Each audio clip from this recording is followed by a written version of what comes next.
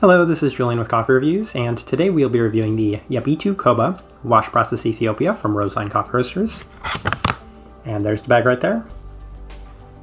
And Roseline, based out of Portland, Oregon, and this coffee right here was featured in our most recent blind taste test rankings video, where it did finish second place out of 4 Roseline coffees on that day.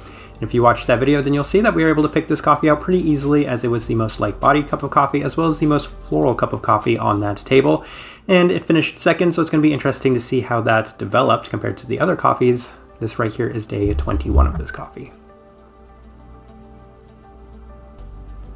And recipe we settled on for this coffee is a standard recipe, 16.67 to 1 at 205 degrees Fahrenheit, brewed through the Chemex, so a medium grind, and they are a light American for the roast profile.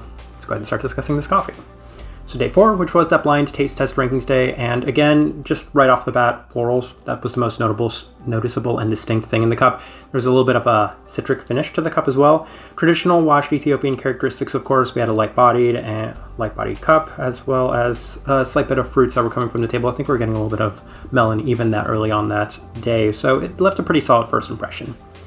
Day 8 went back, and the coffee was slightly underwhelming on day 8, as there was a little bit more of this spice-like component than we were expecting.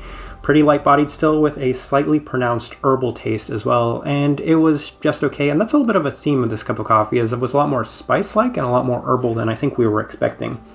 Day 10 ran it through the V60, and the herbals in the cup were a lot more pronounced. It's reminiscent of this really strong floral garden with a bit of citric acidity. Just another okay day, didn't like it too much through the V60. Day 13 was the best day of the coffee to that point as we raised the temperature. The coffee had this subtle but lasting stone fruit finish, and that was the best part of this cup of coffee, was from day 13, and we'll touch on it on day 16 as well. This really nice pronounced stone fruit, definitely very reminiscent of a peach, and when I found out it was a Guji, that made a lot of sense. It had some pretty noticeable Guji characteristics.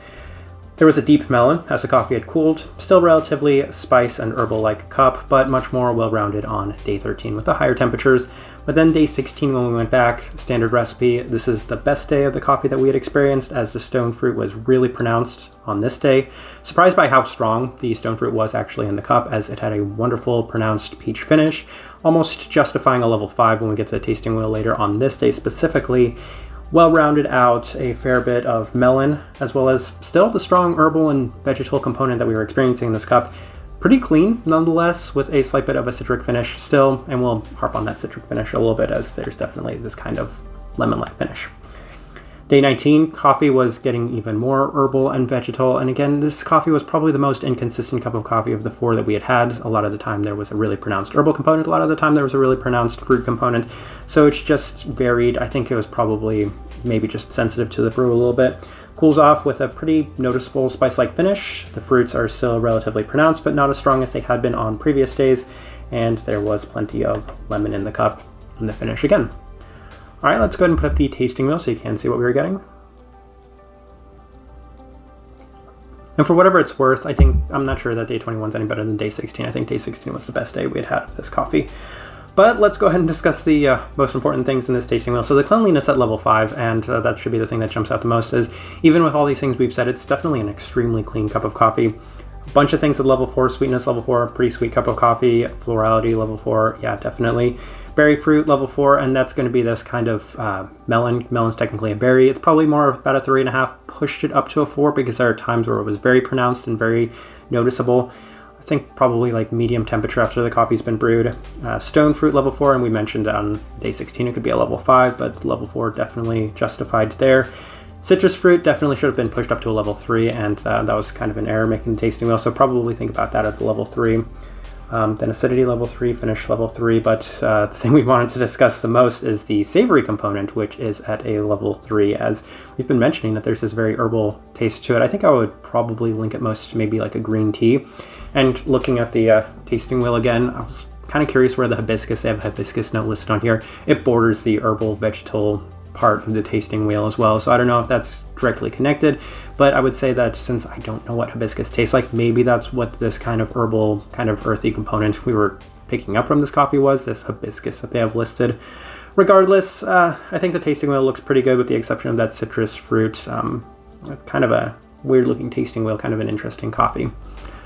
All right, overall thoughts and impressions of this coffee. I think that this one was the most divisive coffee of the 4 that we had because there were times where I thought this coffee was amazing, tremendous, when you're getting a lot of that peachy stone fruit to this cup. But then there were other times where I wasn't enjoying the cup of coffee as much, as it was maybe a little too herbal, a little too savory for me, especially for it being a washed Ethiopia. Just a very different Ethiopia than I've experienced throughout the entire year, throughout the entire time I've actually been drinking coffee. It's just very different. That being said, it was enjoyable from time to time, not quite as enjoyable at other times, and I think that kind of lends it to finishing as our 3rd place favorite of these Roseline coffees. Still liked it a little bit more than the Kenya, which was pretty good for a Kenya as well. So take that for however you want to take that. But the type of person we would suggest this coffee to is, I mean, that's kind of tricky. If you're looking for something a little bit more complex, I would say that this was probably a little bit more complex of a washed Ethiopian, given that you're getting just an abundance of different characteristics from this cup. Definitely some peach, definitely some melon, definitely some herbs, definitely some spices, and definitely a lot of florals as well. So you're getting a lot out of this cup of coffee. Little acidic, little light-bodied, and pretty clean cup overall. So anybody that likes those factors, probably a pretty good cup of coffee for you. And I think that's probably the best way we can leave this review. If you have had an opportunity to try this coffee or any of Roseline's Ethiopias, would love to know your thoughts and impressions of it, or them as well.